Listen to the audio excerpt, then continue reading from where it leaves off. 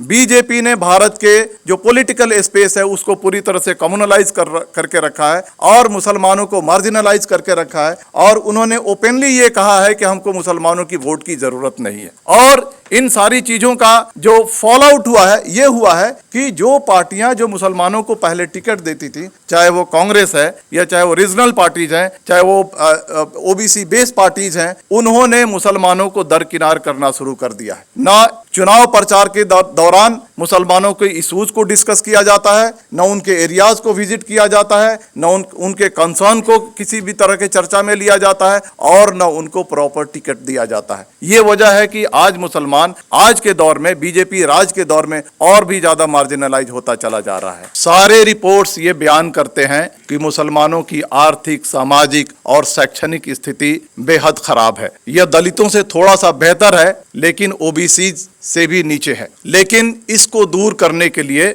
सरकार ने अभी तक कोई ठोस कदम नहीं उठाया है। मुसलमानों के खिलाफ डिस्क्रिमिनेशन, हिंसा, कम्युनल राइट्स जारी रहे। 2014 तक तो ये थोड़े से एक प्रॉपर लेवल पे होता था, लेकिन 2014 के बाद ये ओपनली हो रहा है। जेनोसाइड्स के कॉल दिए जा रहे हैं, लेकिन इन सारी चीजों को कंट्रोल करने के लिए कोई मैकेनिज्म नहीं है, कोई एक्ट नहीं है। तो मैंने सोचा कि इन सारी चीजों के पीछे एक तरफ तो हमारी हालात खराब है और दूसरे तरफ हमको हमारे खिलाफ हिंसा की जाती है। इसके रीजंस क्या हैं? रीजन मैंने ये पाया कि हमारी आवाज नहीं है नेशनल लेवल पे, और हमारी आवाज इसलिए नहीं सुनी जाती है कि लोकसभा में और स्टेट असेंबलीज में हमारा ड्यू रिप्रेजेंटेशन नहीं है। और सारे लोग कहते हैं कि पॉलिटिकल एम्पावरमेंट इज की टू ऑल एम्पावरमेंट। अगर हम वहीं पे फेल हैं तो हर तरह की यातनाएं हमें सहनी पड़ती हैं। इस डेमोक्रेसी को जिंदा रखने के लिए, स्ट्रेंथन करने के लिए कई घटकों ने अपने अपने अहम योगदान दिए हैं। उसमें से दलित हैं, ट्राइबल्स हैं, गरीब हैं, और मुस्लिमों ने भी बहुत बड़ा योगदान दिया है। चाहे वो परसेंटेज ऑफ वोटिंग हो, चाहे वो डेमोक्रेसी में उनका विश्वास हो, चाहे वो गवर्नमेंट में उनका विश्वास हो, चाहे ये विश्वास हो कि गवर्नमेंट हमारे लिए काम करेगी, गवर्नमेंट इनइक्वालिटी को खत्म करेगी, गवर्नमेंट सोशल जस्टिस लेकर के आएगी, गवर्नमेंट सबके लिए एक तरह से काम करेगी। ये जो विश्वास है, यहाँ के जो पॉलिटिकल सेटअप है, पॉलिटिकल जो डेमोक्रेसी है, उसको स्ट्रेंथन करता है, और मुसलमानों ने उसमें अहम रोल निभाया है। इन सारी चीजों के होने के बावजूद मुसलमानों का रिप्रेजेंटेशन पार्लियामेंट में और मुख्य स्टेट असेंबलीज में बहुत ही खराब है। आज पार्लियामेंट में 25 मेंबर ऑफ पार्लियामेंट्स हैं और आबादी के हिसाब से हमें 78 चाहिए। आज जो डेप्रीवेशन है वो लगभग 70% के आसपास है। उसी तरह से स्टेट असेंबलीज में लगभग 50% डेप्रीवेशन है। तो इन सारी चीजों के नहीं होने के कारण हमारी आवाज न पार्लियामेंट में सुनाई देती है, न हमारी आवाज स्टेट असेंबलीज में सुनाई देती है। इसका कारण सर मैं थोड़ा सा हिस्ट्री में लेकर के जाऊंगा। जब कॉन्स्टिट्यूशन बन रहा था, तैयार हो रहा था, जब उसका ड्राफ्ट तैयार हुआ, जब मई 1949 के ड्राफ्ट में proportional representation, reservation of seats according to the population share, ये ड्राफ्ट में था। लेकिन अचानक जो माइनॉरिटीज के घटक हैं उनको एक एक करके मैनिपुलेट किया गया और इन सारी चीजों को खत्म कर दिया गया, और इसका नतीजा है कि आज मुसलमानों की लोकसभा और स्टेट असेंबलीज में उनकी कोई आवाज नहीं है। लेकिन इनके पीछे आज जो हमारी हालत है, इसके पीछे क्या रीजन है? रीजन यह है कि जो मुसलमान जिन पार्टियों को वोट करते हैं, चाहे वो सेकुलर पार्टीज हैं, रीजनल पार्टीज हैं या ओबीसी बेस्ड पार्टीज हैं, उनको प्रॉपर नॉमिनेशंस नहीं देती हैं। This is the number 1 reason sir. Second reason कि भारत का जो पॉलिटिकल स्पेस है उसको कहीं ना कहीं कम्युनलाइज किया गया है। तीसरा जो first past the post system है, जो कहीं ना कहीं जो दबे कुचले हैं, जो गरीब हैं, जो माइनॉरिटीज में है, चाहे मुस्लिम्स हैं या कोई और हैं, उनको ये मार्जिनलाइज करता है। छोटी पार्टियों को भी मार्जिनलाइज करता है, उनको प्रॉपर स्पेस नहीं देता है। तो एफपीटीपी सिस्टम के जगह पे अगर प्रोपोर्शनल सिस्टम हो तो हम ऐसी आशा कर सकते हैं कि हमारा रिप्रेजेंटेशन थोड़ा सा बढ़ सकता है। सर जो यहाँ का जो डेमोक्रेटिक सेटअप है, इलेक्शन कमीशन ऑफ इंडिया है, डिलिमिटेशन कमीशन है, गवर्नमेंट्स है, पॉलिटिकल पार्टीज है, इन्होंने भी मुसलमानों को सिस्टमेटिकली पॉलिटिकली मार्जिनलाइज करने की बहुत कोशिश की है। आप डिलिमिटेशन कमीशन के आप काम को देखिए, जो मुस्लिम मेजॉरिटी एरियाज हैं जहां से मुसलमान चुन करके आ सकते हैं, लगभग 10 to 15% सीटों को उनको आरक्षित करके रखा गया है। उसके बाद आते हैं एडवर्स जेरीमैंडरिंग, यानी मुसलमानों के जो एरियाज हैं उनको इस तरह से काटा गया है, इस तरह से जेरीमैंडरिंग किया गया है कि उनकी आबादी को कहीं ना कहीं माइनॉरिटी बना करके रखा गया। और सर, हिस्ट्री में एक बात मैं बताना भूल गया कि जब ये रिजर्वेशन के प्रोपोजल को जब खत्म किया गया तो इस कंडीशन के साथ खत्म किया गया कि this proposal, I mean the cancellation, the rejection of the reservation of seats for minorities will be reviewed after 10 years of the constitution। लेकिन सर 10 साल के आज 75 साल हो गया, लेकिन इस बात को रिव्यू नहीं किया गया कि जो मुस्लिम्स है उनका पॉलिटिक्स में क्या प्रतिनिधित्व है। आज हम 75 वर्षगांठ मना रहे हैं,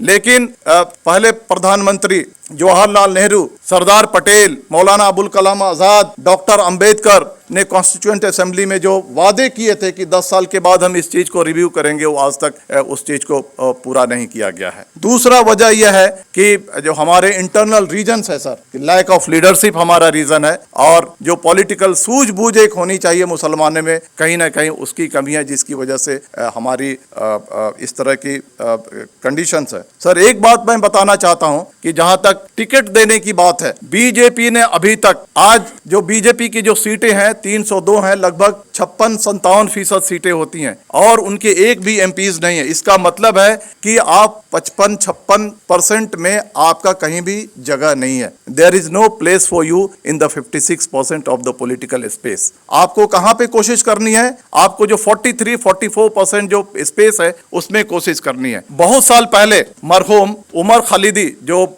भारत के एक स्कॉलर थे और यूएस में रहते थे, उन्होंने एक किताब लिखी थी और उसका सारांश ये था कि सर, उन्होंने जो इंडियन मुस्लिम्स हैं उनको पॉलिटिकल ऑप्शंस दिए थे कि मुसलमानों को क्या करना चाहिए। उन्होंने 3 ऑप्शंस दिए थे।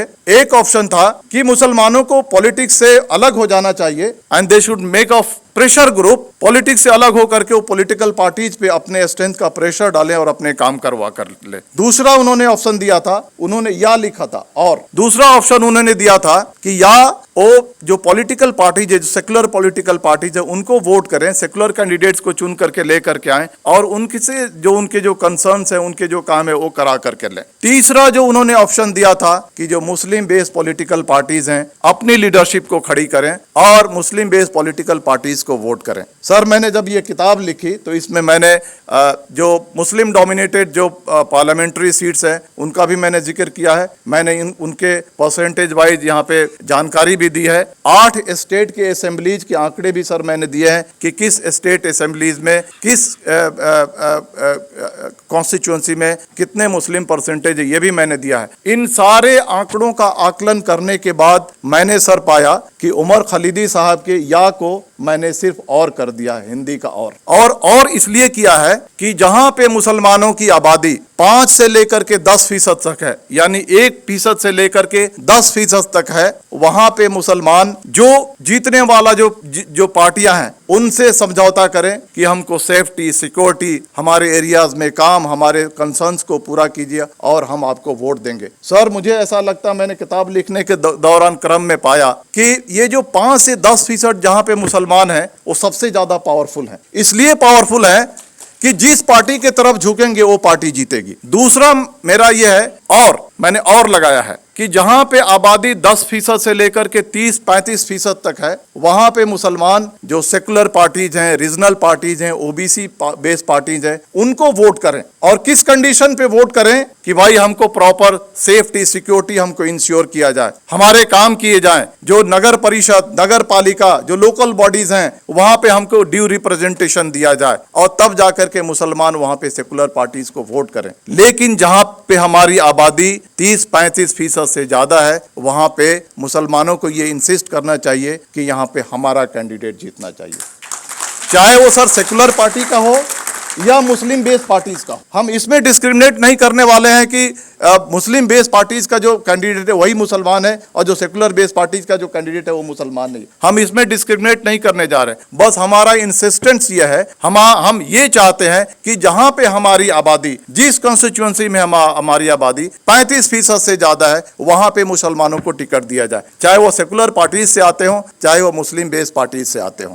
अगर इस तरह का यार्ड स्टिक लोगों ने लगाया तो हो सकता है कि मुस्लिम रिप्रेजेंटेशन बढ़ सकता है। एक बात मैं ये कहना चाहता हूं कि आज ये जो तीन पार्टीज हैं, AIMIM, AIUDF और IUML, इनको मैंने इसलिए इनवाइट किया है कि एक तरह का डिस्कशन हो, एक तरह की चर्चा हो कि मुस्लिम रिप्रेजेंटेशन जो एकदम पीछे छूटा हुआ है, इसको कैसे हम आगे बढ़ा करके लेकर जाएं और कैसे हमारा ड्यू शेयर मिले। आखिर में मैं सर ये कहना चाहता हूं कि जो सेकुलरिज्म का जो बोझ है वो पूरी तरह से मुसलमानों पे डाल करके रखा गया, यानी किसी अमुक पार्टी को रोकना है, किसी अमुक पार्टी की सरकार नहीं बननी चाहिए, तो उसका पूरा बोझ 14.2% मुसलमानों के ऊपर डाल करके रखा गया। सेकुलरिज्म को जिंदा रखने के लिए, कम्युनलिज्म को हटाने के लिए, किसी अमुक पार्टी को हटाने के लिए क्या सिर्फ मुसलमान ही कुर्बानी देने के लिए हैं? और लोग कुर्बानी नहीं दे सकते हैं? और लोग क्यों नहीं कुर्बानी दे रहे हैं? और पार्टियां कुर्बानी क्यों नहीं दे रही हैं? और अगर सर इस देश का अगर मेजॉरिटी चाहता है, सारी पार्टियां चाहती हैं कि अगर इस देश में कम्युनलिज्म खत्म नहीं होगा, हिंदू राष्ट्र आएगा, तो 14.2% आबादी इस चीज को रोक नहीं सकता है। ये डिपेंड करता है मेजॉरिटी कम्युनिटीज पे, ये डिपेंड करता है यहाँ के जो पॉलिटिकल स्टेक होल्डर्स है, बड़ी बड़ी पार्टियां हैं, उनको सेकुलरिज्म चाहिए या उनको थियोक्रेटिक स्टेट चाहिए। ये 14.2% आबादी इस चीज को सर रोक नहीं सकता है।